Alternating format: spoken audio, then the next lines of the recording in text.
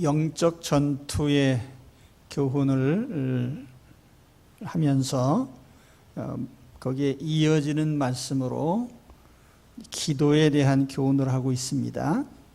그래서 이 부분은 영적 전투의 한 부분으로 다뤄지기도 하고 또 따로 기도의 주제로 분류하기도 하는데 두 가지 의미가 다 있어요. 영적 전투의 중요한 한 부분이죠. 그러면서 또 기도라고 하는 것은 우리 성도에게 특별한 소중한 우리의 의무죠. 사도 바울은 오늘 이 말씀을 통해서 기도의 일반적인 내용들, 우리가 어떻게 기도해야 될 것인가를 일반적으로 권하면서 또 한편으로는 이제 특별히 사도를 위해서 기도해 달라는 부탁을 합니다. 영적 지휘관을 위한 기도의 당부이죠.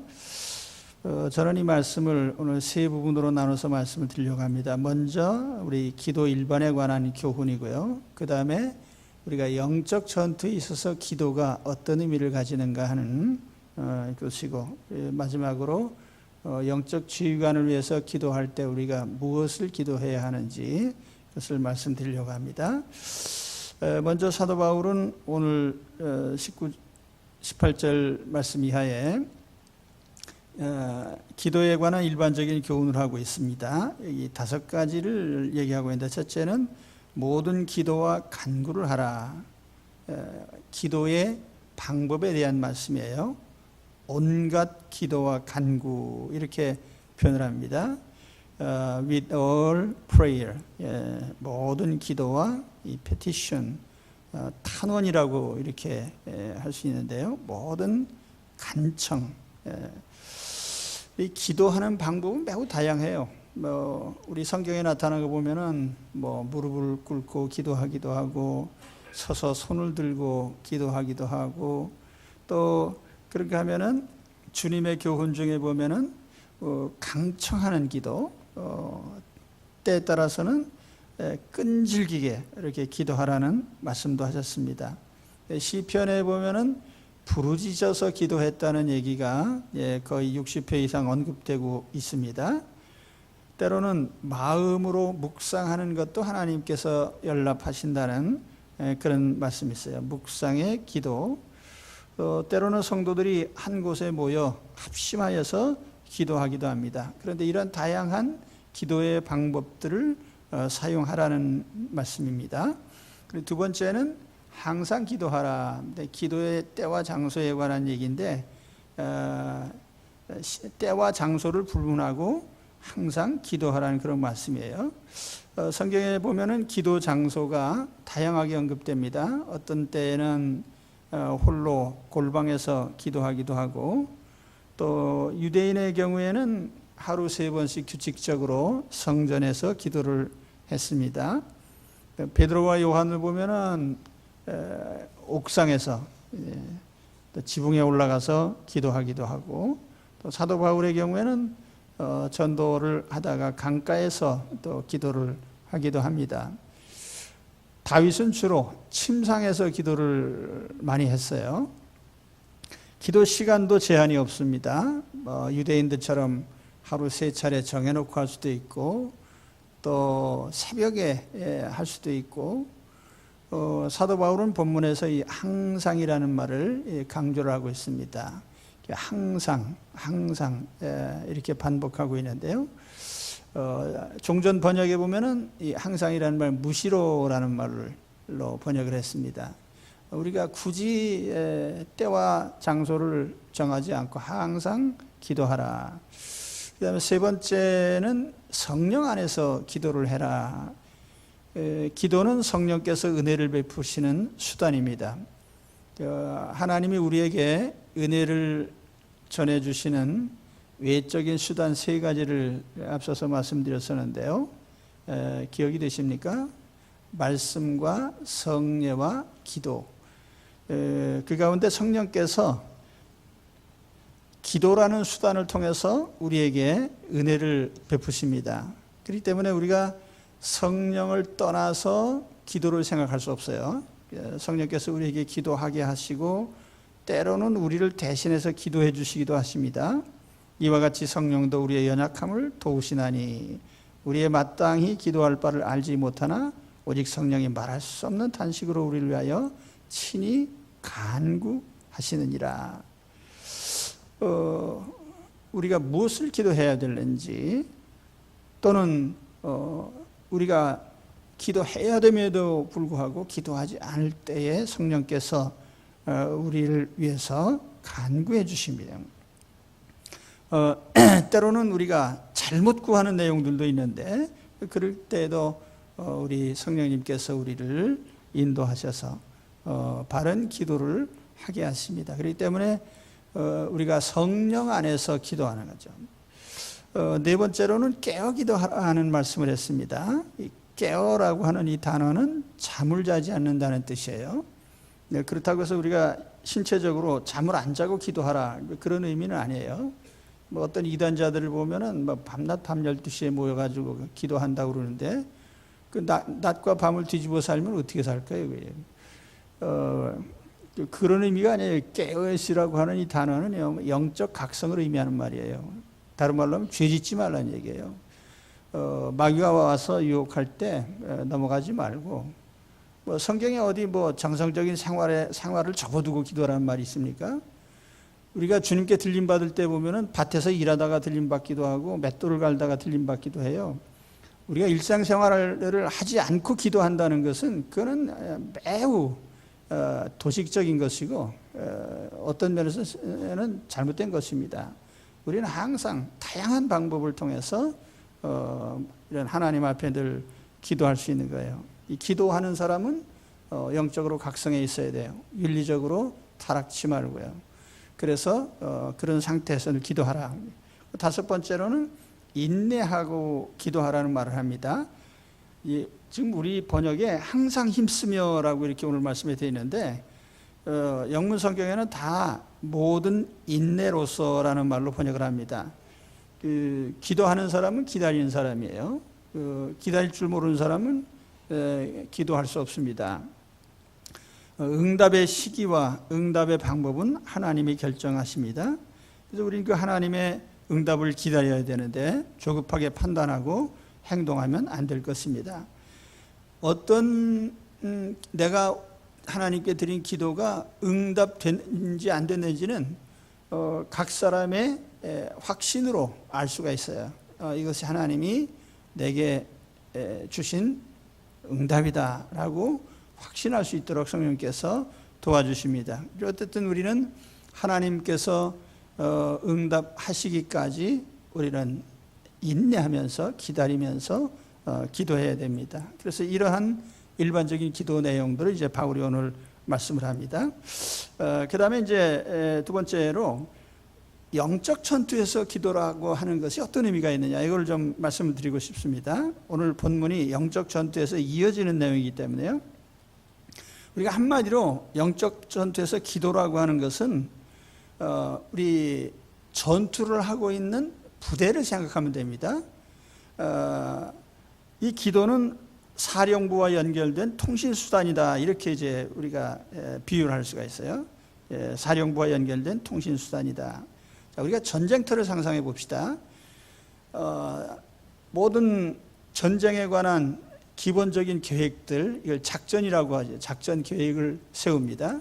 어떤 상황이 벌어지면 우리가 어떻게 전투할 거냐, 뭐 노르만디 상륙작전, 뭐 인천 상륙작전, 이렇게 작전을 세워요.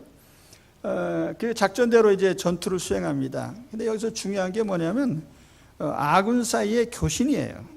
각 부대나 부대원들은 필요할 때마다 통신망을 통해서 모든 상황을 사령부에 보고를 합니다.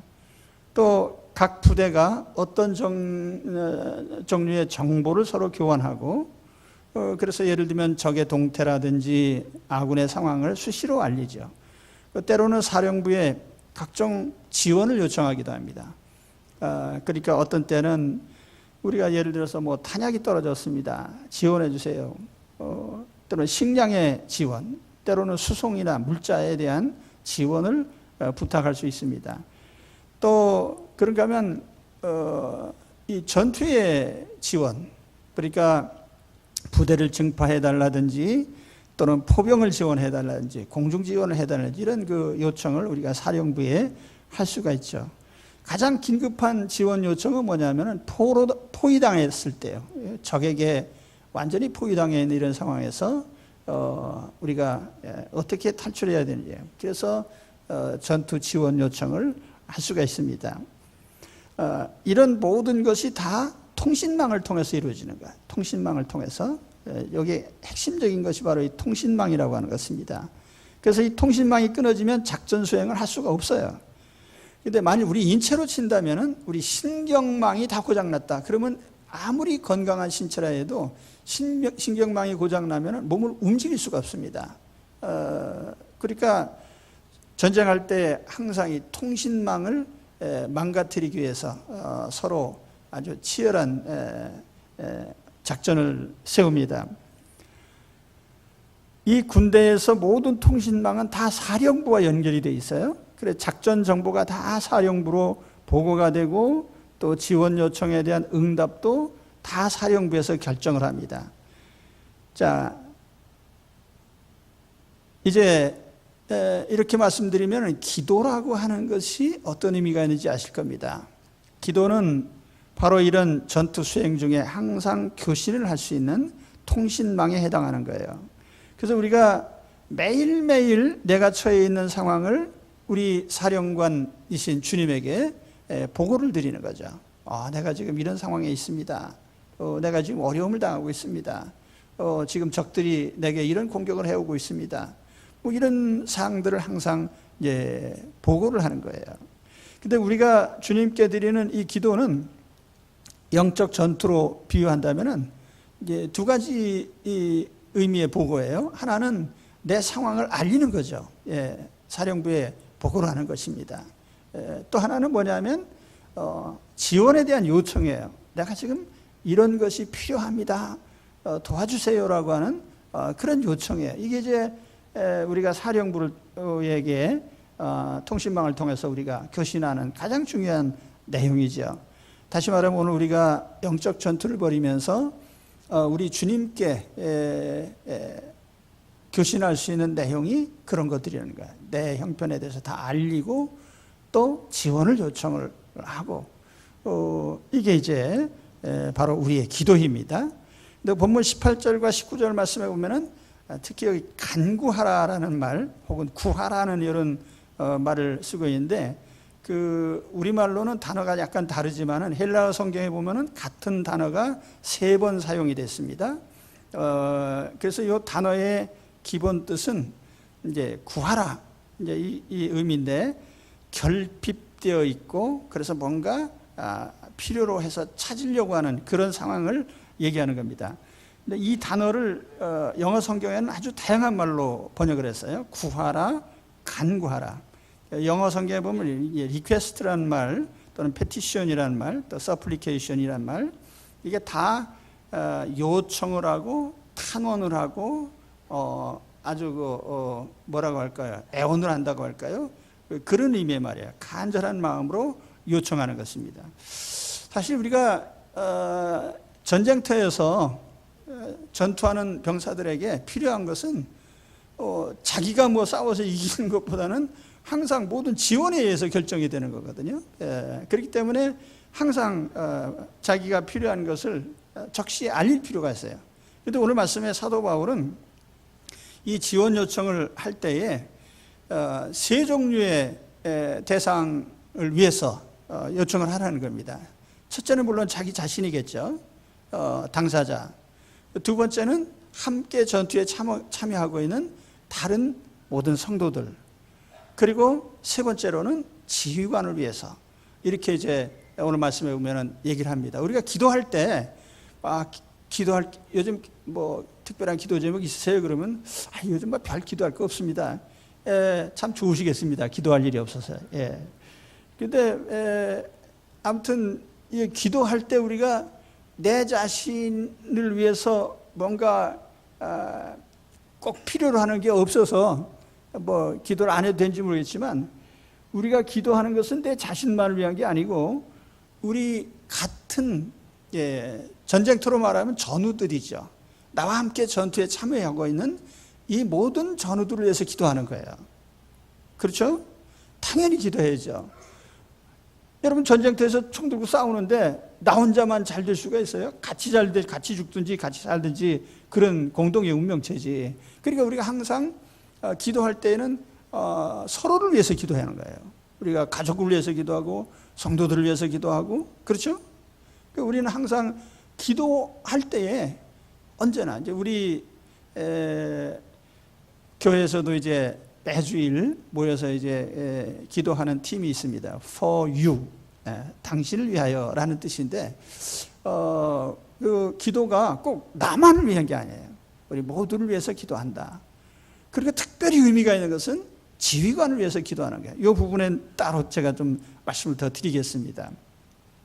자, 요즘 군대에서 놀라운 사실이 하나 있어요. 옛날 군대가 상상할 수 없었던 일이 하나 벌어지고 있는데, 이 군대 체제 자체가 변할 정도로 굉장히 중요한 혁명적인 일이 하나 있는데, 병사 한 사람 한 사람이 다 통신망에 접속을 하고 있다. 개인 휴대폰을 휴대하고 있다는 거예요. 그러니까 부대에서 일어난 일, 옛날 같으면은 군대 가가지고, 저희 예전에는요, 누가 군대 가면은 살아 돌아오면 왔나 보다 그러고, 군대 간 후에 소식을 알 수도 없어요. 간혹 편지가 오면 뭐. 요즘에는 각 사병들이 다 휴대폰을 갖고 있단 말이에요. 참 이런 시대가 우리라는 걸 상상도 못했죠. 근데 참 놀라운 것은 이게 영적으로도 우리에게 참 대단한 의미가 있어요. 하나님 우리 한 사람 한 사람에게 다 개인 휴대폰을 주셨어요. 기도하면 사령관이 직접 받아요.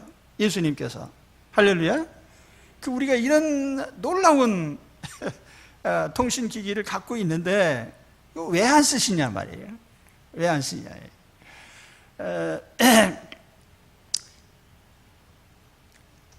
저희 그 막내가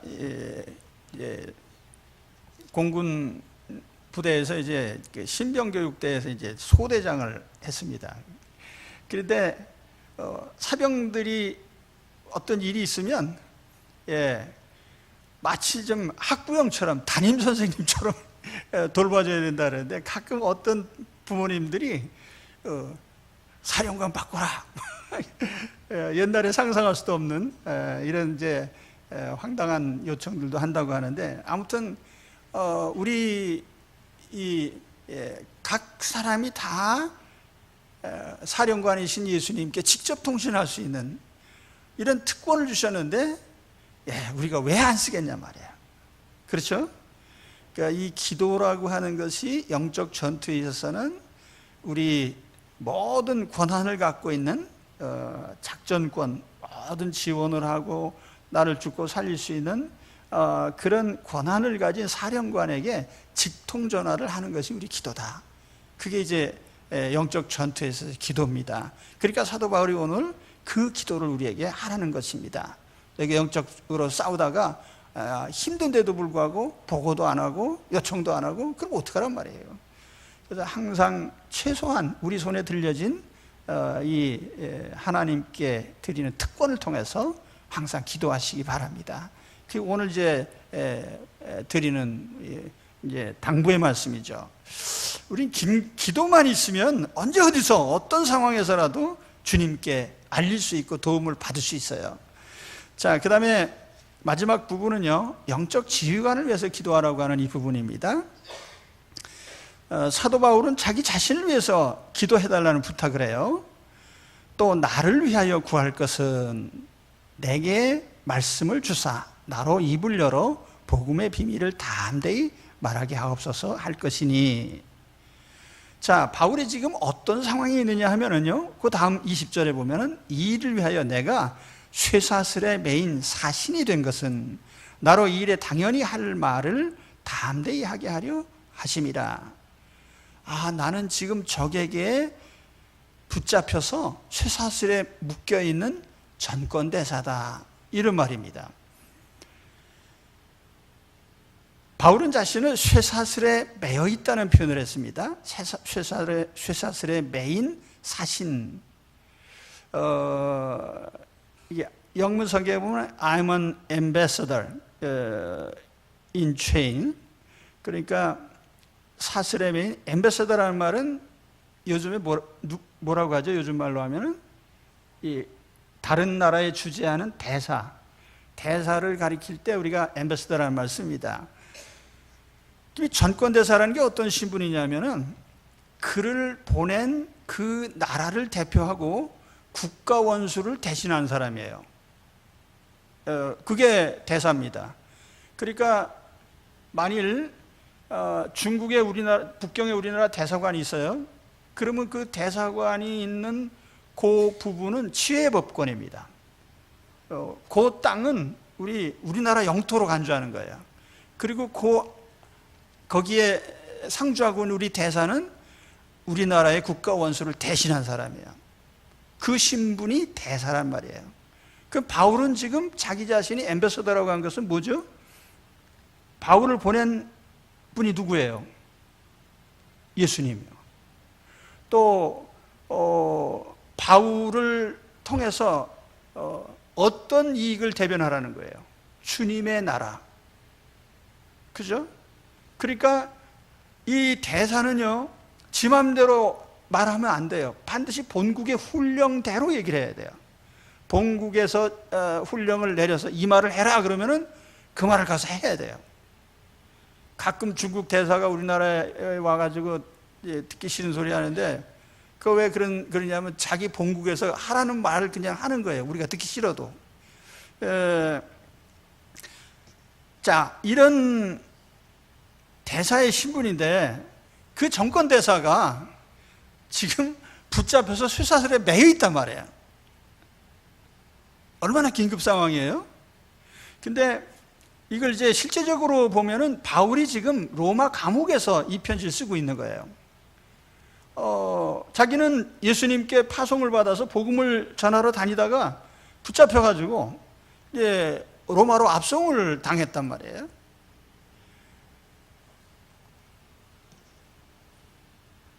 그런데 이런 상황에서 바울에게 필요한 게 뭐냐?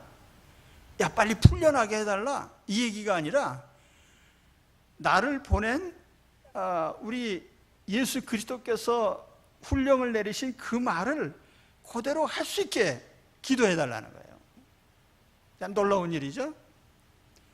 이 전권대사로서 할 수 있는 최고의 임무를 수행하게 해달라는 거예요.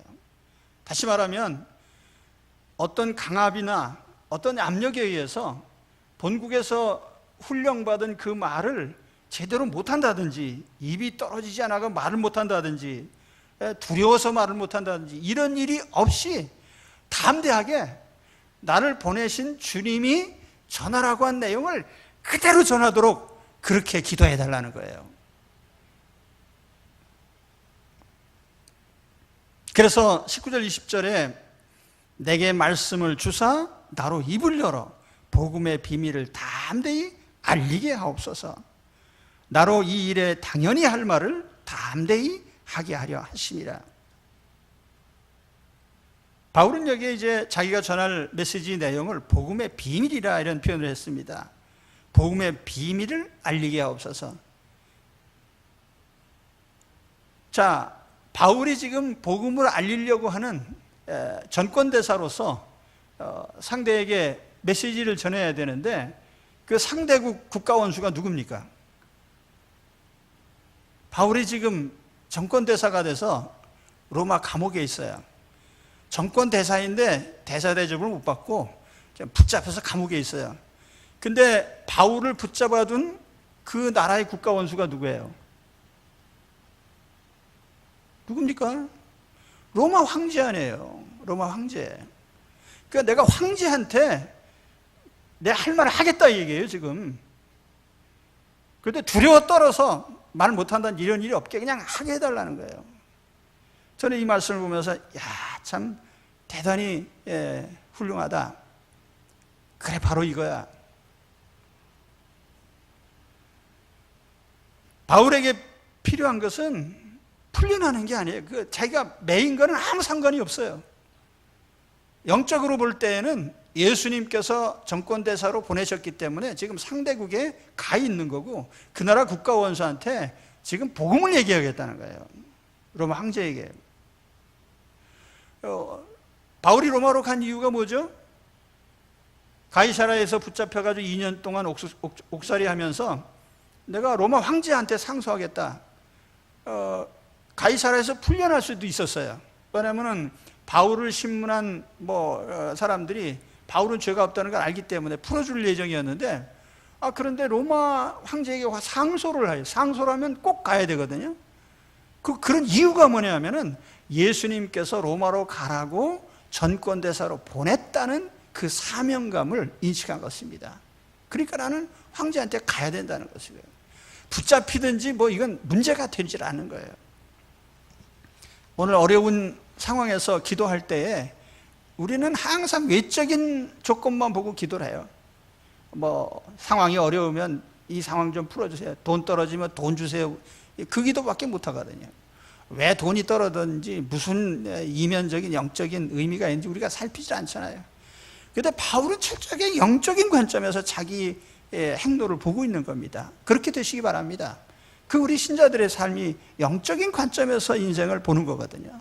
외적으로 붙잡히고 어려움 당하고 이런 것에 너무 매이지 마시란 말이에요. 영적인 관점에서 보셔야 돼요. 그게 영적 전쟁하는 사람 아니에요.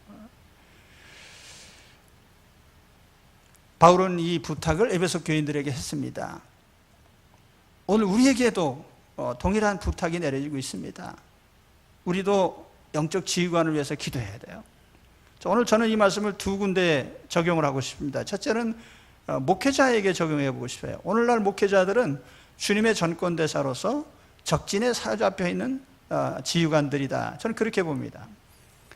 세상 정부나 정치인들이요, 교회를 어떻게 보는가 하면 한마디로 교회가 요구하는 것은 전혀 귀담아 듣지 않습니다. 아주 우습게 생각하죠. 특히 우리 개혁교회들을 향해서는 상당히 참 거추장스럽게 이런 표현을 좀 죄송합니다만 그렇게 생각해요. 왜냐하면 우리가 주장하는 것들이 다 좀 걸리는 게 많아요. 하나님은 한 분밖에 안 계시다. 우주 가운데 유일하신 하나님은 한 분이시다. 우리를 구원하실 구주도 한 분 예수님밖에 없다. 이게 세상 사람 비유를 상하게 하는 거예요. 자꾸 너희들 유엔이 허용하고 세계가 다 결정하고 선진국들이 다 법으로 해서 이번 여성가족부 장관 된 사람 한 얘기가 성평등 좋죠. 그러나 예를 들어서 거기에 동성애를 찬성한다든지 이런 내용들이, 이거는 세상 사람들은 거의 다 이제 스스로 지성인이다, 좀 식자라고 생각하면 다 그냥 허용하는 게 지식인인 줄로 알고 있어요. 아닌 건 아닌 거거든요. 근데 아니라고 말하는 사람은 우리밖에 없어요. 그러니까 이 말을 계속 하려면은 참 입을 열어 담대히 말할 수밖에 없는 거예요. 그렇죠? 그렇습니다. 자유대한민국에서 영적으로 보면 가장 많은 사람들에게 포위당한 사람들이 교회 지도자들이에요. 그런데 교회 지도자가 입이 삐뚤어져서 말을 잘못하면 안 됩니다. 있는 말을 그대로 해야 돼. 성경에 하나님이 전하라고 하는, 나를 보내신 예수님이 전달하라고 하는 그 내용을 그대로 전해야 돼요. 그게 정권대사 아니에요. 여러분이 속한 교회의 목회자가 항상 주님이 주신 말을 전할 수 있도록 기도해 주십시오. 그게 목회자를 돕는 가장 큰 도움이에요. 목회자 신상에 우리 성도님들 저를 위해서 항상 기도를 하시죠. 근데 기도 중에 가장 중요한 기도는 뭐냐면은 두려움 없이 주님이 전하라고 한 메시지를 전하게 해주세요. 사람 눈치 안 보고요. 그래서 제가 사람 눈치 안 보려고 차례로 읽어가는 거예요. 읽어가다 보면 싫은 소리도 있고 좋은 소리도 있는데 내가 어떻게 맨날 좋은 소리만 골라서 할 수 있어요. 성경이 차례로 하는 게 제일 좋지. 그렇지 않습니까? 네, 이 에베소서 끝나면 제가 베드로전서 할 겁니다. 차례로 읽어가면서요. 예, 하나님의 말씀 그대로. 예, 정권대사의 책임이죠. 또 이 말씀을 오늘 각 개인에게 적용을 해보겠습니다.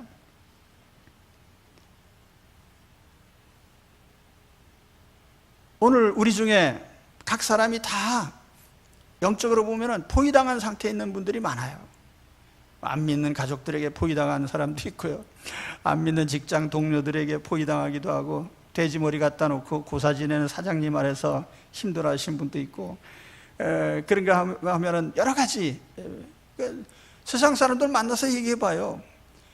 우리 같이 성경대로 이렇게 얘기를 했다가는 왕따 당합니다. 포기당한 상태에 있어요, 영적으로. 근데 여러분, 그럴 때 입이 삐뚤어져서 인간적인 얘기를 하거나 세상 여론 얘기를 하나 철학적인 얘기를 하나 그런 얘기하면 안 돼요. 주님이 주신 복음을 얘기해야 돼요. 성경을 얘기해야 돼요. 우리 하나님 자녀 아니에요. 우리는 다 여기 계신 모든 분들은 다 예수님이 보내신 정권대사들이에요. 정권대사는요, 쇠사슬에 매이는 거 두려워하지 말고요, 본국에서 훈령 내린 걸 그대로 전하는 사람이라고 하는 거 잊지 마십시오. 만일 우리가 그런 영적인 책임을 잘 감당하면 우리의 삶은 누구도 손 못 댑니다. 아시겠습니까? 우리가 두려워하는 모든 것들 있잖아요. 외적인 것들이요. 누가 나를 감히 손을 대겠습니까? 군사독재 시대에도 제가 가끔 이제 할 말을 했는데, 가끔 그래요. 뭐 이런저런 얘기는 하지 않는 게 좋겠다. 뭐 내가 주님을 위해서 얘기하는데, 얘기하다가 뭐 안 되고 할 수 없죠. 그런데 우리 복음이라고 하는 주님이 주신 이 메시지는요, 변질시켜서도 안 되고 내용 바꿔서도 안 되는 거예요. 그대로 얘기해야 돼, 그대로. 사람들이 원한다고 해서 원하는 얘기를 해줄 수는 없는 거예요. 나를 보내신 주님을 위해서 대사로서의 메시지를 전하십시오. 그러면 나의 모든 삶은 다 보장이 됩니다. 여타의 모든 거죠. 신분 보장이 된단 말이에요. 주님이 보장을 하셔요. 그런 주님의 전권대사들이 되시기를 축원합니다. 그리고 이를 위해서 기도를 하십시오. 항상 내가 주님 전권대사로서 할 말을 하는 사람이 되게 해주세요. 오늘 우리 가장 중요한 기도 제목이에요. 그래서 서로를 위해서 기도하고, 사령관을 위해서 기도하고, 지휘관을 위해서 기도하고, 우리 모두를 위해서 기도하시기 바랍니다. 기도하겠습니다.